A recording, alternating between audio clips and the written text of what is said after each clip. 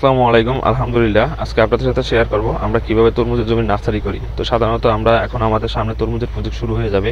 তো সেই সুবাদে আমাদের নার্সারি করা এখন শুরু হয়ে গেছে। আপনারা অনেকে নার্সারি করা শেষ হয়ে গেছে, আমরা কেবল শুরু করছি। তো নার্সারি কিভাবে করতে হয়, কি মেডিসিন দিতে হয়, সেটাই আজকে আপনাদের সাথে শেয়ার করব। কারণ অনেকেই জানেন, অনেকেই আবার জানেন না। তো আমরা যাতে শুরু করছি আমরা আমাদের এই ভিডিও দেখলে আপনার মোটামুটি যারা তরমুজ সম্পর্কে জানেন না তারাও সব কিছু ইনশাল্লাহ আমাদের এই ভিডিওর মাধ্যমে জানতে পারবেন।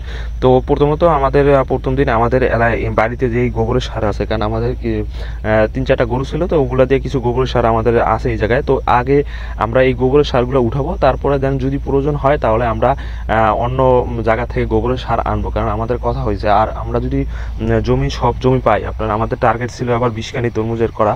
তো এখন আমাদের একটা সমস্যা আছে জমি নিয়ে। তো তারপর আমরা চেষ্টা করব যে যাতে যদি পাই, সেই জন্য আমাদের মোটামুটি আমাদের এই জায়গায় 50-60 হাজার নার্সারি আপনার লাগবে, আপনার নার্সারি করা লাগবে। তো সেই সুবাদে আমাদের বাড়িতে যেগুলো আছে আপনার হয়তো বা 10-15-20 হাজারের নার্সারি হইতে পারে এগুলা দিয়ে, আর এগুলা আপনার অন্য জায়গা থেকে আনতে হবে। তো এই জন্য আমরা এখন এই গোবরের সারগুলো উঠেছি, এগুলা উঠে আপনার শুকা দিতে হবে। আপনার সবসময় একটা জিনিস লক্ষ্য করবেন, আপনার যদি গোবরের সার মানে যেগুলো তাজা গোবর আছে, মানে আপনার কিছুদিনের ভিতরে গোবর হয়েছে, ওগুলা থেকে আপনার যেগুলো পচা গোবর, ওগুলাতে আপনার গাছগুলো ভালো হয়।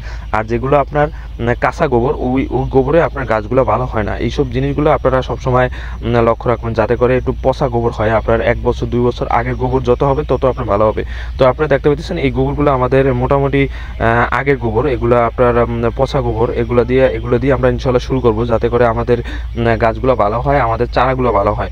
আপনি একটা জিনিস লক্ষ্য করবেন, আপনি মানে মাথায় রাখবেন, আপনার চারা যতটা কোয়ালিটিফুল হবে, আপনার তরমুজ গাছ ততটা ভালো হবে, আপনার ফল ততটা ভালো হবে। তো চারাগুলো যদি আপনার ভালো না হয়, আপনার এই ফলগুলো ভালো হবে না। সেই জন্য আমরা সবসময় চারার দিকে অনেক ভালোভাবে জোর দিই, আপনার যাতে করে আমাদের এই নার্সারিগুলো ভালো হয়। তো এই যে দেখতে পাইতেছেন, আমরা এখন এগুলা গোবর শুকানো হয়েছে, শুকানোর পর এগুলা আপনার হয়েছে, জুরজুরা করা হয়েছে। এখন এগুলো আমরা চালতেছি। আপনার এই যে গুঁড়া জাল আছে, এটা দিয়ে আপনার চালে আপনার উপরে যে চাকগুলো আছে, আপনার যত নিমিষ হবে, মানে একটু হইতে হবে। আপনার চাকা থাকলে নার্সারি চারা ভালো হয় না। আপনারা হয়তো অনেকেই নার্সারি করেন, নার্সারি সম্পর্কে জানেন। তো আমরা এটা জাল দিয়ে আপনার উপরে যেগুলো ওই যে ময়লা টলা থাকে, তারপরে চাক থাকে, যেগুলো যাতে নিচে জুড়া মাটিগুলো নিচে পড়ে যায়, আর উপরেগুলা আপনার উপরেগুলা যেগুলো হচ্ছে বড় বড় চাক, ওগুলো যাতে উপর থেকে ফেলাই দিতে পারি। এগুলো আবার পরবর্তীতে আপনার শুকা দিয়ে এগুলো আবার পিটিয়ে আবার এগুলো গুঁড়া করা সম্ভব। তো সেই জন্য আমরা এই দেখতে পেতেছেন, এগুলো আমরা সুন্দরভাবে আমরা করতেছি আর কি। দেখেন কি সুন্দর একেবারে গুঁড়া মাটি, এগুলা যত গুঁড়া করবেন ততই ভালো হবে। তো এগুলা করা হইতেছে, আর পাশাপাশি আমাদের এগুলোর ভিতরে আবার মেডিসিন দিব, তারপরে আপনার অন্য পরবর্তী ধাপ শুরু করব। আর আপনার এই কাজগুলো এখনই আমরা করতেছি, কারণ আমাদের কিছুদিনের ভিতরে আমাদের তরমুজের প্রজেক্ট ইনশাল্লাহ শুরু হয়ে যাবে। তো সেই সময় আবার এই কাজগুলো আমরা করতে পারবো না, কারণ এই জন্যই এগুলো এখন আগে থেকে করে রাখি, কারণ এখন কাজের চাপ কিছুটা কম আছে। তো আপনারা এই বছর আমরা আপনাদেরকে জানাইছি যে আমাদের ভিডিও যারা দেখেন, তারা আর কেউ যদি আপনার তরমুজ সম্পর্কে কোনো ধারণা না থাকে, তাহলে কোনো সমস্যা নেই, আমাদের ভিডিও দেখলে ইনশাল্লাহ আপনি সব কিছু নিজে করতে পারবেন। তো সবাই আমাদের জন্য দোয়া করবেন, আমাদের চ্যানেলটা সাবস্ক্রাইব করবেন, আর ইনশাল্লাহ পরবর্তী আমরা দেখে দেবো কীভাবে প্যাকেট করে। সবাই ভালো থাকুন। আসসালামু আলাইকুম।